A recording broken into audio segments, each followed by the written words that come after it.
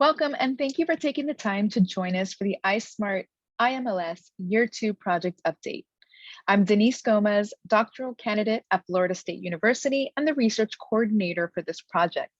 We know that your time is valuable, so we hope to provide you with a brief update through a video instead of another online meeting.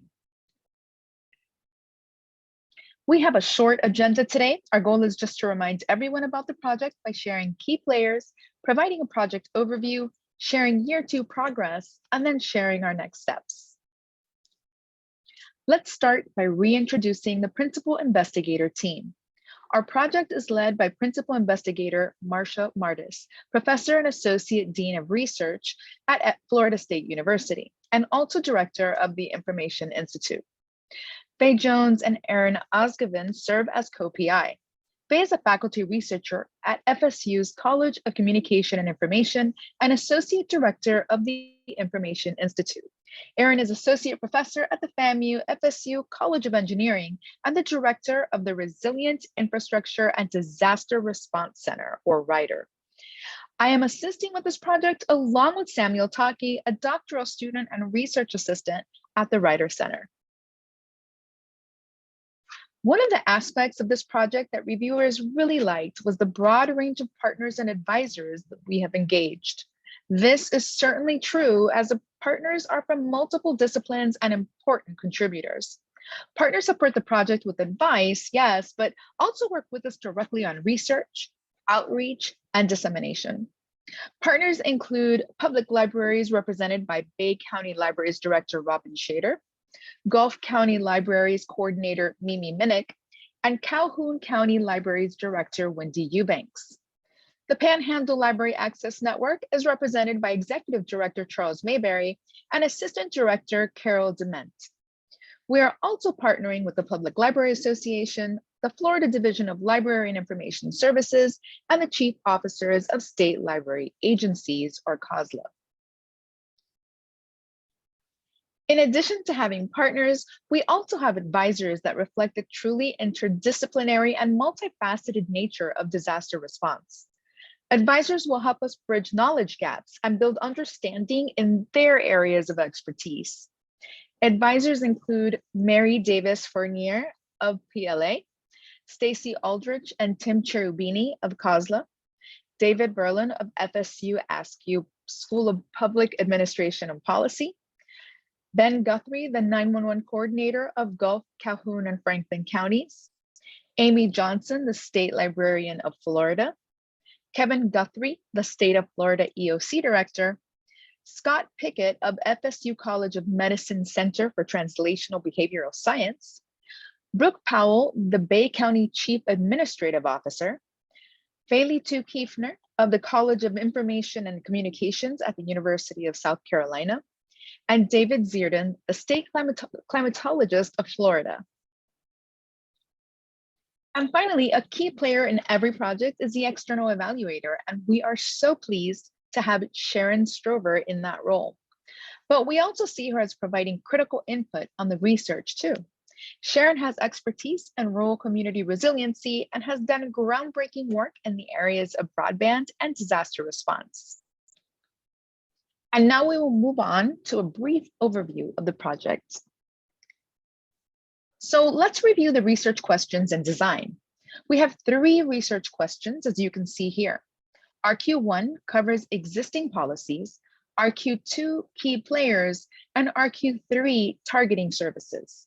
The project focuses on the DPRR plans, or disaster preparedness, response, and recovery plans, and COOP, or continuity of operations plans, and extracts key elements. We understand that library policies and actions do not exist in a vacuum. Rather, libraries are part of larger ecosystems in which they influence and are informed by other parts of the ecosystem, whether that's a library system or government. Our theoretical premise and the ethical orientation in this project is that because librarians and community leaders are also survivors of the disaster, they must work together to envision how to build back better. We do this by capturing information from librarians, building relationships with librarians and multidisciplinary partners, improving plans, skill building through module development and workshops, and the development of a workbook for continuous learning and modification of plans. While we are gathering data to build knowledge, we are also building capacity through tailored policy revision, workshops, and creating a workbook for use by public librarians. In year 2, we worked diligently through the tasks set forth in phase 1, consisting of 2 large-scale surveys in Florida, one to library directors and the other to EOC directors in the state. For the library director survey, we collected as many survey responses, DPRRs, and COOPs as possible. We are analyzing the plans, looking for commonalities, contrasts, and elements of survival-led response, which were shown on the previous slide. We created the EOC survey, which will be sent to Florida EOC county directors and capture key elements of their work with libraries and library directors.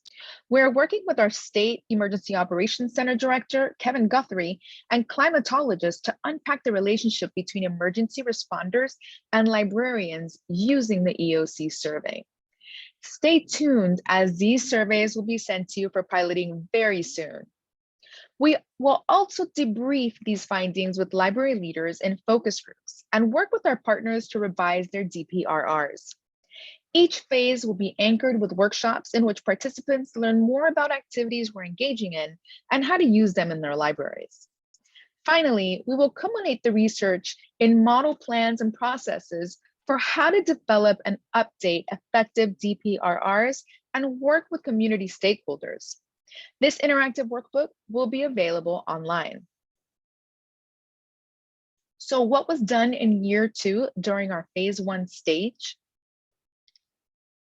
We had 4 major activities: launching the library director survey, preparing the EOC director survey, GIS training preparation, and project dissemination.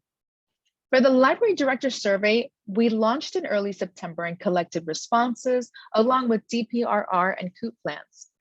We began analyzing the survey responses and started going through the submitted plans.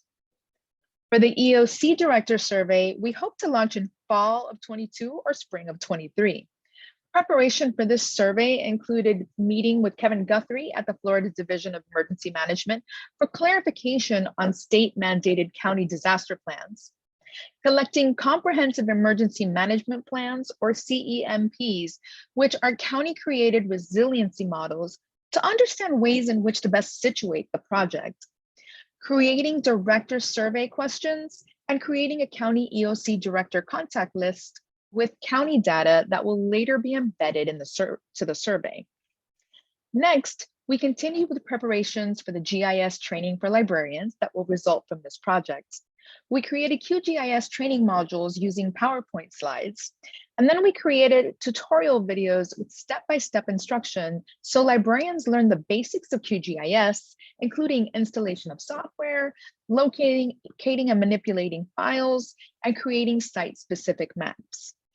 Finally, we have shared project details presenting at the New Librarianship Symposia series through a juried paper at ELISE 2021, sharing how GIS can be used by libraries in disaster planning, and presenting a poster at ACES 24-Hour Global based on survey feedback from library directors, which I will share briefly in the next slide.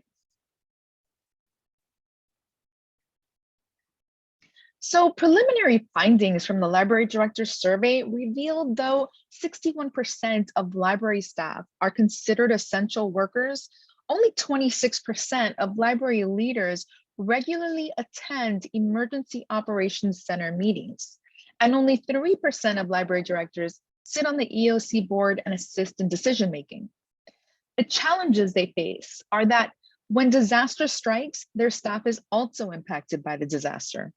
There are issues with convincing local government that the library is integral to disaster management, and training staff in emergency-related roles is also an issue, along with updating inadequate technology infrastructure, a lack of generators, and inadequate or no disaster plan. Their library needs include additional equipment and technology like generators and upgraded bandwidth and Wi-Fi. They need additional training opportunities that are specific to disaster planning, response, and recovery. Preferably, they'd like that training on demand, so scheduling those trainings is better facilitated. And there's a need for a defined disaster plan for libraries, formally written and included within the local government plan. So now we will share all the exciting activities we are planning for year 3. In year 3, we continue analyzing the responses and disaster plans submitted through the Florida Library Directors Survey. We will also begin to contact specific groups, for example, library directors and staff, to conduct focus groups.